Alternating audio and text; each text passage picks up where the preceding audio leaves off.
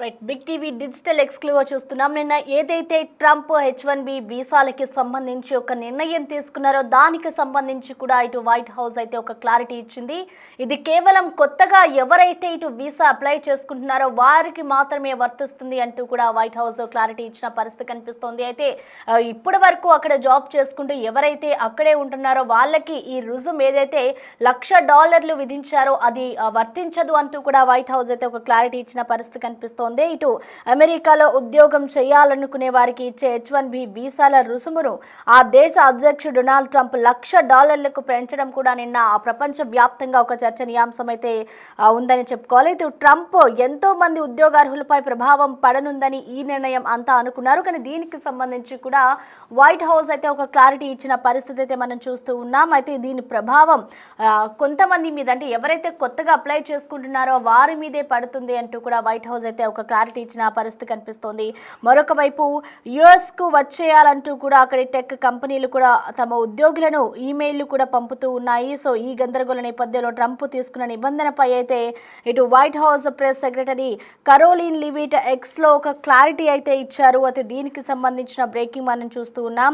ఇది ఎవరైతే annual fee one time fee apply this is not an annual fee, it's a one time fee that applies only to the petition అంటూ కూడా చెప్పుకొస్తూ ఉంది. So ఇవన్నీ కూడా చూసుకుంటే ఎవరైతే కొత్తగా అప్లై చేసుకుంటారో వారికి మాత్రమే వర్తించబోతోంది అంటూ కూడా చెప్తూ ఉన్నారు. అయితే H1B వీసాలకి సంబంధించి ఇప్పటికే $1,00,000 ఏ విధంగా పే చేయాలి అంటూ కూడా ప్రతి ఒక్కరు కూడా ఎంతో ఉత్కంఠ, అంటే దీనికి సంబంధించి కూడా ఒక చర్చనీయాంశమైంది అని చెప్పుకోవాలి. సో ట్రంప్ ఏ నిర్ణయం తీసుకున్నా ఎప్పుడు ఎలాంటి బాంబు పేలుస్తారా, ఎప్పుడు ఎటువంటి నిర్ణయం తీసుకుంటారా అనేది ఒక ఉత్కంఠ రేపింది. సో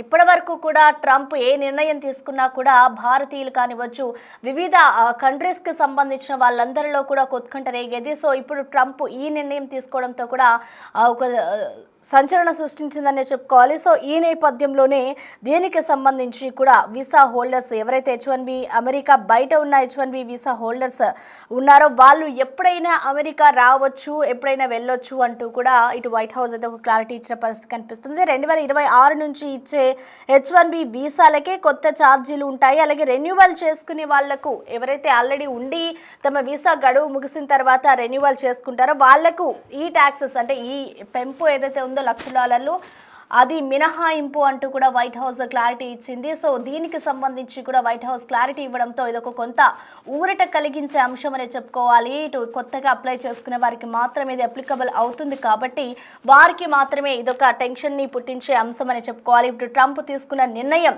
ఎంతో మంది మీద ఎఫెక్ట్ పడబోతోంది. ఎందుకంటే చాలామంది H1B వీసా కోసం ఎదురు చూస్తూ ఉంటారు.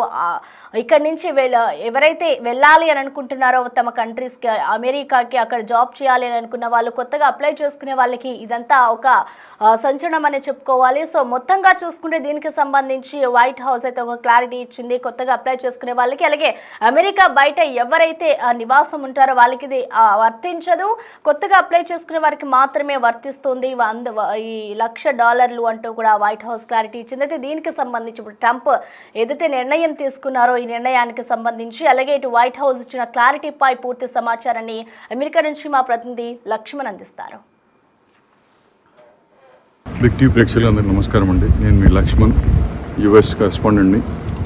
మనం గత పొద్దున్నీ చూస్తూ ఉంటాం ఇండియాలో లోకల్ న్యూస్లో అంతా H1B వీసాల పైన ఎన్నో మన ట్రంప్ అడ్మినిస్ట్రేషన్ కొత్త రూల్ తీసుకొని వచ్చిందని చెప్పేసి 100K ఫీజు కట్టాలి న్యూ వీసాస్కి అని చెప్పేసి. సో దీని గురించి నేను కూడా మనం బిగ్ టీవీలో మొట్టమొదటిగా రిపోర్ట్ చేయడం జరిగింది. మనకు న్యూస్ వచ్చిన 15 మినిట్స్లోనే మనం రిపోర్ట్ చేసాము. ఫస్ట్ ఛానల్ రిపోర్ట్ చేయడానికి కూడా ప్రెసిడెంట్ గారు ప్రొక్లమేషన్ కూడా రిలీజ్ చేయడం జరిగింది. దాని గురించి నేను ఈరోజు ఇంకా ఎక్కువ వివరాలు మీతో పంచుకోవడానికి ముందుకు వచ్చాను. రాత్రి నుంచి కూడా నాకు ఈరోజు మార్నింగ్ రాత్రి నుంచి కూడా అక్రాస్ యుఎస్, అంటే ఈస్ట్ కోస్ట్లో నేను ఉంటాను, వెస్ట్ కోస్ట్ నుంచి మన కవరేజ్ మిడిల్ దగ్గర నుంచి కూడా వస్తూ ఉంది.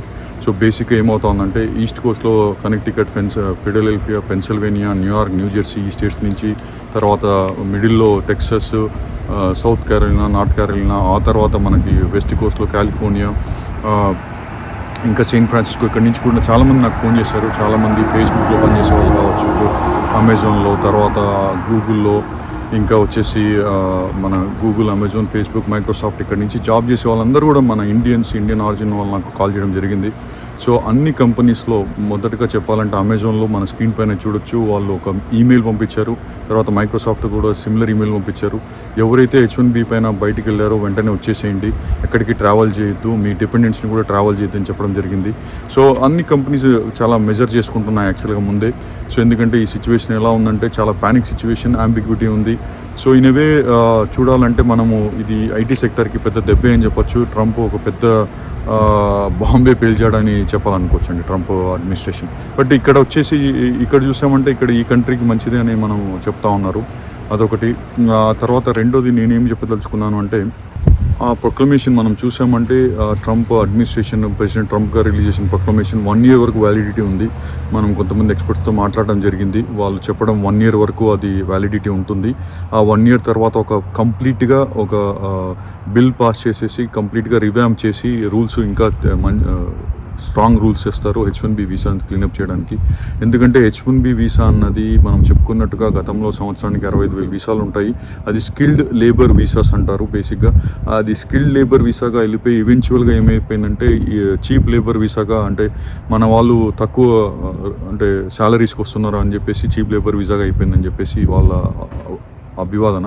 ప్లస్ కంపెనీస్ అంతా కూడా అబ్యూజ్ చేశాయని చెప్పేసి, అంటే most of the consulting firms ఇక్కడ చాలా అబ్యూజ్ చేశాయని చెప్పుకోవాలి. సో ఇదంతా మనం చూస్తే దీన్ని ఎలా చూడాలి అంటే ఓవర్ నైట్ డెసిషన్ అయితే కాదు. తప్పకుండా ఒక ఏ కంట్రీలో అయినా ఏ పాలసీ అయినా వచ్చే ముందు తప్పకుండా కూడా గవర్నమెంట్ చాలా హోంవర్క్ చేస్తుంది ఆ పాలసీని ఎలా అసర్టైన్ చేయాలని చెప్పేసి. నేను అనుకోవడం కూడా ఇక్కడ బ్యూరోక్రాట్స్ చాలా అసర్టైన్ చేశారు ఆ పాలసీని. దాని తర్వాత ఈ డెసిషన్ వచ్చింది. బట్ డెసిషన్ అనేది ఓవర్ నైట్ రావచ్చు, బట్ దానికంటే ముందు చాలా ఇన్ఫర్మేషన్ అయితే వాళ్ళు గ్యాదర్ చేయడం జరిగింది. సో దీని తర్వాత ఇంకొన్ని కఠిన చర్యలు డెఫినెట్గా ఉంటాయి. ఎవరైతే లైన్ దాటి లీగల్గా, ఇక్కడ యూఎస్లో అన్నది అన్ని కంట్రీస్లో లీగల్ చాలా స్ట్రాంగ్గా ఉంటాయి, యూఎస్లో అన్నది ఇంప్లిమెంటేషన్ చాలా స్ట్రాంగ్గా ఉంటుంది. ఎవరైతే లీగల్గా ఉన్నంత వరకు దే ఆర్ వెరీ సేఫ్. ఇల్లీగల్గా చేసే పనులు మాత్రం I think they are in the radar of the US government actually. So నేను అనుకోవడం బహుశా మనకు వచ్చిన ఇన్ఫర్మేషన్ ప్రకారం అంటే నెక్స్ట్ ఈ చిన్న ఫార్మ్స్ని ఆడిటింగ్ కూడా జరుగుతాయి అనుకుంటున్నా. ఈ వీసాలు ఏంటి, ఎలా యూజ్ చేశారు, కరెక్ట్గా విత్ ఇన్ లిమిట్స్ యూజ్ చేశారా, తప్పుగా యూజ్ చేశారా అన్నది కూడా. సో ఏదైతే మనం జరుగుతూ ఉందో ఇవన్నీ మనము కేవలం కాలమే మనకు ఆన్సర్ చెప్పాలి. All that we can tell is మనం ప్యానిక్ అవ్వద్దు. ఎక్కడ ఉన్న వాళ్ళు అక్కడ మీరు లోకల్గా అటార్నీస్ని మాట్లాడండి, మీ ఎంప్లాయర్తో మాట్లాడండి, ఇన్ఫర్మేషన్ గ్యాదర్ చేసుకొని మీరు hope for the best and prepare for the worst. So ఇక్కడ మనం చేసేది ఏం లేదు. బేసిక్ ఏంటంటే పాలసీ వచ్చింది గవర్నమెంట్, ఇది యూఎస్ కంట్రీ, వాళ్ళ పాలసీ వాళ్ళు చేసుకోవడం మనకు తప్పేం లేదు.